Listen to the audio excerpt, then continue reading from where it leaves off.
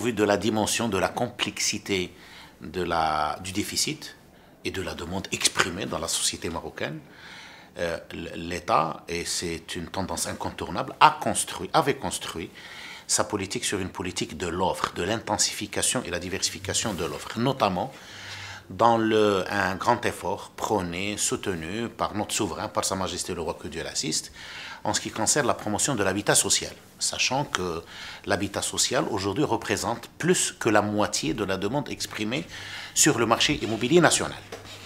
Donc on est passé de 2002 de à peu près 40-45 000 par cette extraordinaire présence des projets de Sa Majesté dans les 4 coins du royaume, et aussi par l'effort soutenu des pouvoirs publics et la conjugaison des efforts de tous les départements ministériels. Notre marché immobilier national a atteint, à partir de 2005-2006, le cap de production de 100 000 unités de logements sociaux par an. Et c'est plus que le double de la production enregistrée en 2002-2001. Et ce n'est pas fini. Au vu, comme je vous ai dit, au vu de la complexité et de la dimension et de la profondeur de notre déficit, du déficit national, il faut continuer sur cette approche et l'étoffer et l'enrichir. La preuve, c'est que le présent gouvernement a développé le souhait de faire élever le niveau de production à 150 000 logements sociaux par an dans l'horizon 2012. Il faut créer un environnement favorable. Aujourd'hui, l'environnement commence à présenter des faiblesses, pour ne pas dire des limites. Et aujourd'hui, on est réellement confronté à de réels problèmes. Parce que dans notre background, il ne faut pas oublier que le logement social au Maroc, c'est un produit dont le concept a été déterminé, précisé, inventé il y a 15 ans. Depuis 15 ans, il n'a pas évolué. Je parle bien entendu du prix de cession, qui est de l'ordre de 200 000 dirhams.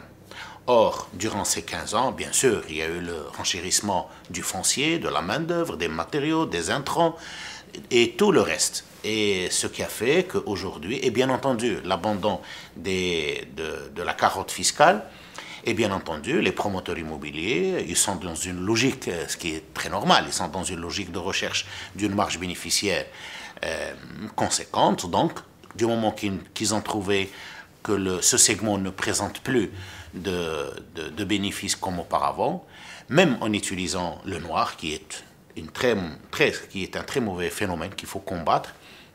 Donc ils se sentent, je peux dire qu'ils sont glissés vers la production d'autres segments de production. Donc aujourd'hui, pour les promoteurs immobiliers, globalement, ça ne doit pas présenter de problème, parce que tout simplement, ils ont abandonné le segment logement social et ils sont passés au segment 300, 400 000 dirhams. Là aussi, il y a de la demande. Et bon, celui qui est dans la difficulté aujourd'hui, ils sont en nombre de 2, pas 3. C'est d'abord l'État qui a l'obligation de produire pour les pauvres et pour les revenus modestes, et bien entendu le simple citoyen. Si on ne réagira pas très vite, trop vite, c'est le grand retour de l'habitat insalubre, parce que les gens vont habiter dans 1 an, 2 ans. Si on n'arrive pas à produire un logement qui correspond aux réelles capacités contributives et d'épargne des ménages à très faible revenu, c'est le retour au galop de l'habitat insalubre et de toutes les composantes de l'habitat insalubre. Le Maroc ne vit pas une crise de l'immobilier. Notre problème, c'est une crise de l'offre. Aujourd'hui, dans le segment habitat social, on vit une crise de l'offre. Par la preuve par 9, c'est le fait qu'il n'y a pas eu de convention entre le privé et le public depuis 2 ans. Donc tout ce qu'on produit aujourd'hui, cette année, enfin le peu de jours qui restent en 2009 et 2010, c'est ce qui est resté dans le pipe, ce qui va rester dans le pipe. Mais au-delà de 2010, j'imagine que ça va être trop difficile, pour ne pas dire impossible, de trouver un logement à 200 000.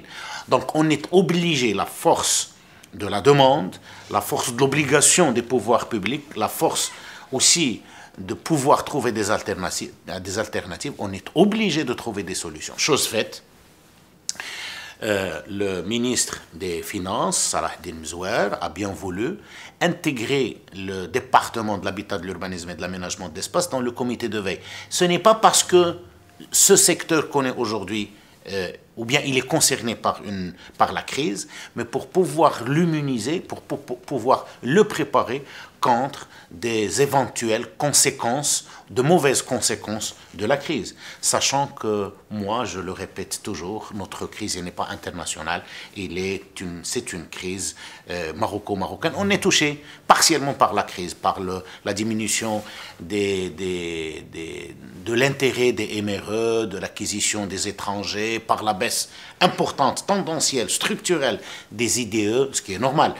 Mais la crise, on n'est pas pleinement touché par la crise, on est légèrement, partiellement touché par la crise. Notre problème aujourd'hui, c'est un problème de l'offre et de l'offre de l'habitat social. Il y a un deuxième volet de nos problèmes qu'il faut évoquer chaque fois qu'on évoque ce premier volet, qui est là c'est l'inverse, là on a produit plus qu'il n'en faut. C'est le segment du haut standing, et notamment dans 2 ou 3 villes. Essentiellement, je vais citer Tanger et Marrakech.